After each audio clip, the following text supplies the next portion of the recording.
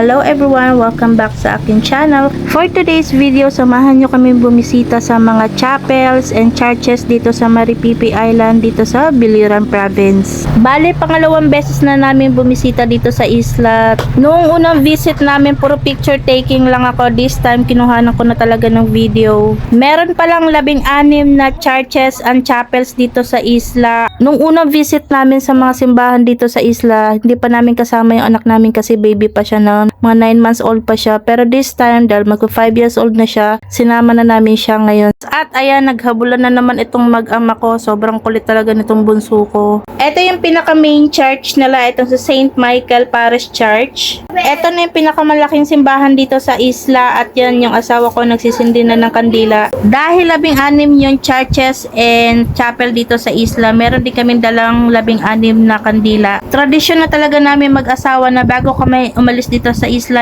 at least mabisit namin yung mga churches and chapel.